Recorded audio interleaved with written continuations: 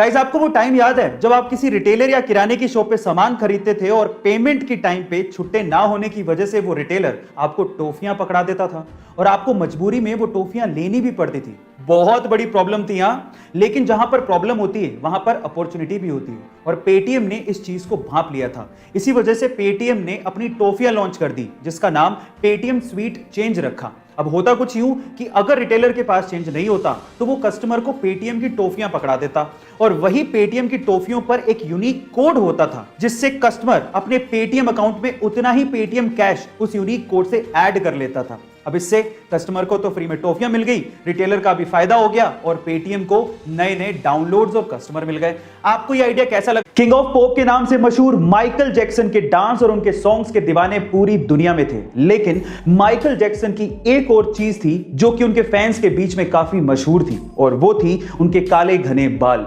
लेकिन उनकी मौत के 10 साल बाद आई उनकी ऑटोप्सी रिपोर्ट में जो खुलासा हुआ वो आप लोगों को चौंका देगा। उनकी ऑटोप्सी रिपोर्ट में यह खुलासा हुआ है कि माइकल जैक्सन के सिर पे एक भी बाल नहीं था। वो जब भी पब्लिक अपीयरेंस और परफॉर्मेंस के लिए जाते थे तो वो सिर पे विग पहनकर जाते थे। गाइस, ये चकाचौंध भरी दुनिया अंदर से कितनी काली और गहरी है ये कोई नहीं जानता। क्या इसके पहले तक माइकल जैक्सन का ये राज आप जानते थे? कई बाप अपने बेटों की इच्छाओं को पूरा करने के लिए कुछ भी कर डालते हैं और उन्हीं में से एक है वियतनाम का ये शख्स जो कि पेशे से वुड वर्कर है। अब एक दिन उसके छोटे से बेटे ने लैम्बोर्गिनी मांग ली।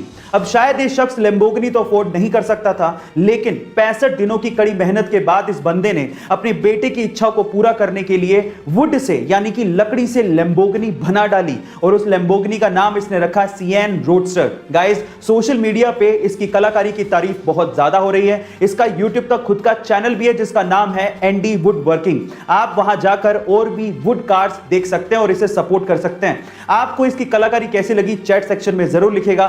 गाइस, जब भी इंडिया में दोपहिया वाहन यानी कि टू व्हीलर्स की बात आती है तो इसमें टीवीएस मोटर्स का नाम जरूर लिया जाता है, पर मेरा सवाल यह है कि टीवीएस मोटर्स में टीवीएस का मतलब क्या है और ये कहां से लिया गया है? चलिए आज मैं आपको इसके बारे में बताता हूं। टीवीएस मोटर्स में टीवीएस लिया गया है टीवीएस के फाउंडर के नाम से। अब इसकी फुल फॉर्म क्या है?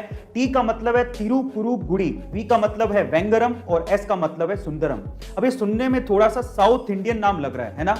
एक्चुअली में साउथ इंडियन नाम ही है क्योंकि ये कंपनी इंडिया की है, इसके फाउंडर साउथ इंडिया से हैं और इसका हेडक्वार्टर चेन्नई में ही है। मैं आपकी जानकारी के लिए आपको बता दूं कि टीवीएस इंडिया की दूसरी सबसे बड़ी टू व्हीलर एक्सपोर्टर कंपनी है जो कि 60 से भी ज्यादा देशों में अपने टू व्हीलर सेल करती है। गाइस, क्या इसके पहले तक आपको इंफॉर्मेशन पता थी? नहीं पता थी तो कमेंट सेक्शन में जरूर लिखेगा।